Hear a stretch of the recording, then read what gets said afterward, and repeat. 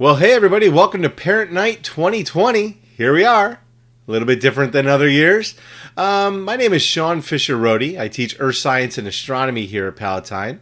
A little bit about me. This is my 20th year here at Palatine. I'm remote, just like your students. In fact, here I am at home with my, here's my setup, and there's my dog, Abby. Abby makes it into a lot of our lessons, kind of lightens things up a little bit. I have a couple of high school students. One's a senior, one's a sophomore, so I get it, man. I totally get what it's like to be dealing with a student who's remote and to be dealing with a throw-in schedules and everything else. And so in this video, we're going to talk a little bit about how I can help you, how you can help me, how I can help your students, what your students can expect, what you can expect to see in the grade book, how you can get in touch with me, etc. But let's also begin to talk a little bit about the class. Astronomy, what's that all about? I mean, it's incredible the amount of topics that we can talk about. You know, it's a full year class. Some students only take a semester, they only get half the show, but some people get the whole round trip and they see both sets and they're good to go. Now, in this class, we're going to cover anything you can possibly think of when we talk about astronomy. We're going to talk about the beauty of the things that are out there, the things that you can see, the things that you can't see.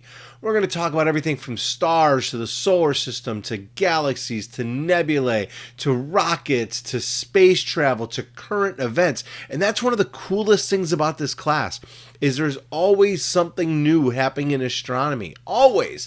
There's a launch coming up for SpaceX where we're going to have 4 astronauts taking off the first flight, taking off from Florida and doing the first full mission going up to the International Space Station on that Crew Dragon. Incredible. They just came back from their first test flight.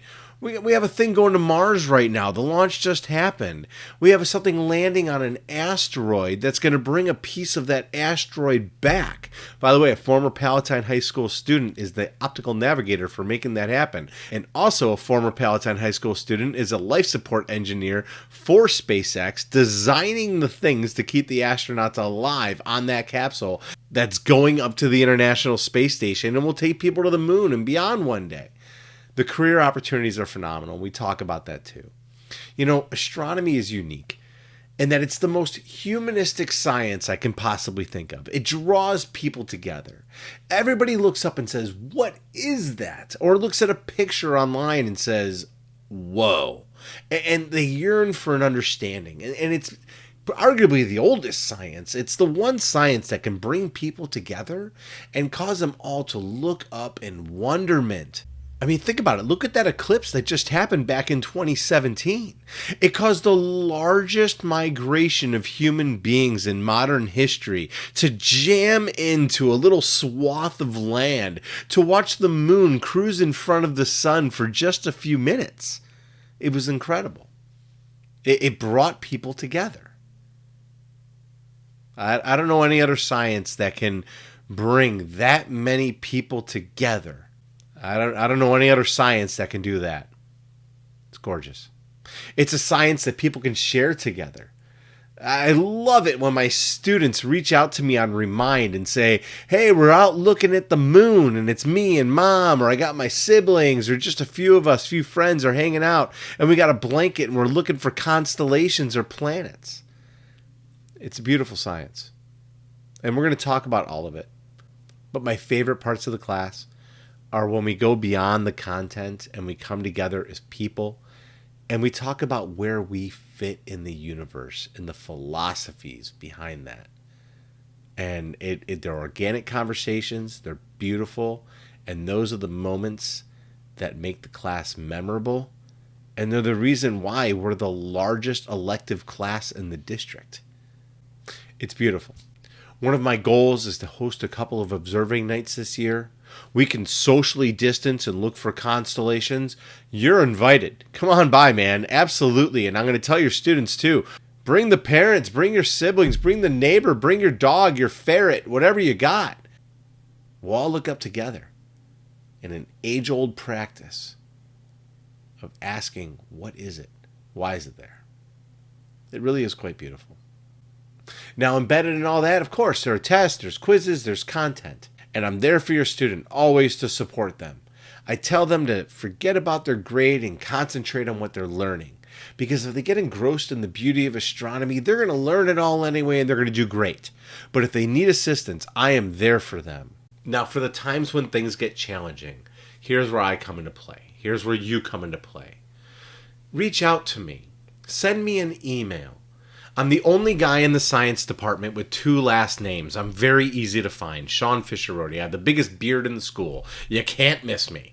Find my email from the science department homepage or from the school homepage under faculty and in science. S. Fisher-Rohde. It's the longest email in the school. Send me a message. Let me know if your kid is having a hard time.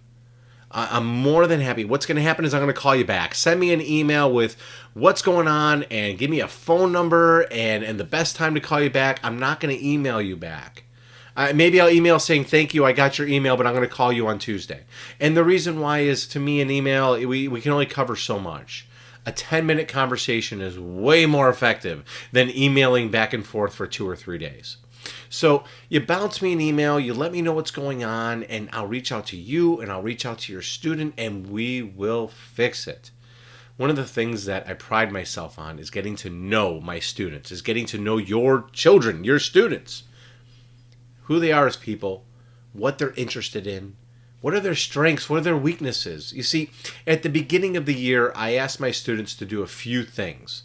We got to be flexible. Not every lesson is going to go perfect. And this new environment of trying some new things, rewriting, redoing, it's just not going to go perfect. So be flexible. When something doesn't work, great. We'll move on. If I'm doing something that doesn't work for you, I'm going to change what I do. It's a two-way street. Be active. And what that means is be a participant. Let me know what's going on. Don't just turn your camera off and disappear and go make waffles in the kitchen. Make sure you're there. You don't need to have your camera on. I don't require that. There's quite a few reasons why. Email me and I'd be more than happy to have a conversation with you. But even if you have your camera off, you can still be active in the class, which means reaching out to me when you need help. And honestly, that was the thing I was the most worried about this year, was reaching through the screen and grabbing the students in and making a connection where they feel comfortable enough with me where they can say, hey, I need help. But it's working. It's not ideal, but it's working, and I'm making those connections. I am constantly on remind on my phone with the kids, with the students that are saying, hey, I need help with this quiz. Hey, what was the homework? Hey, can I re-quiz on something?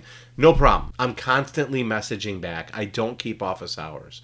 Whenever your students reach out to me, I'm going to get back to them. Unless if I'm sleeping or helping somebody else. I'll get back to them. I don't care if it's 9 in the morning or 9 at night. And the same will go for you as well. I asked your students to be independent, and this is for any class, whether it's remote like this or we're in person.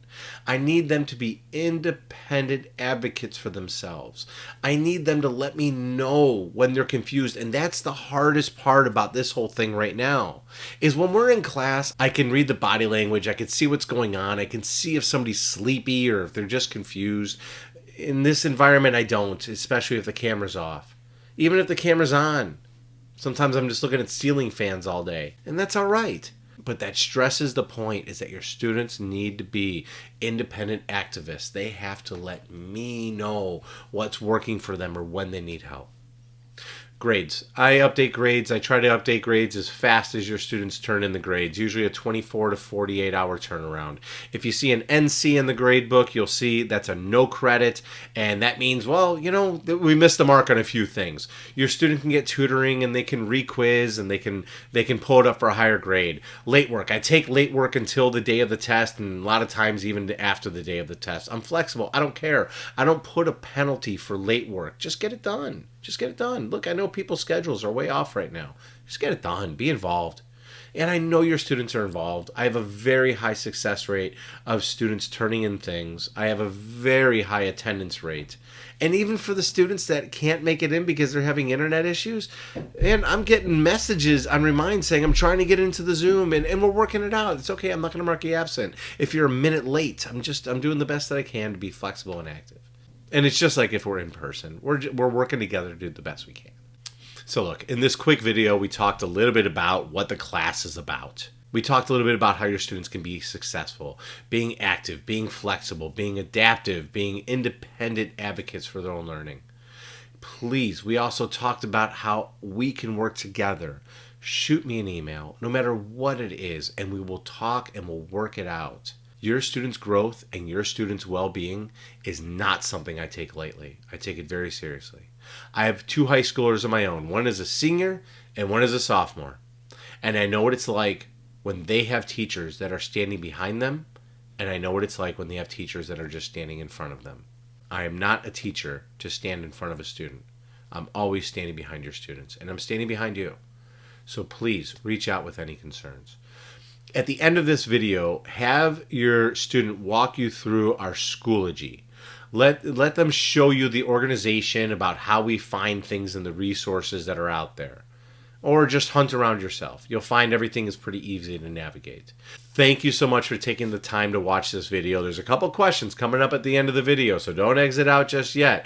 And again, have your student walk you around the Schoology organization a little bit so you know what's going on there. Have a great rest of the evening, and hopefully we'll get to meet face to face pretty soon.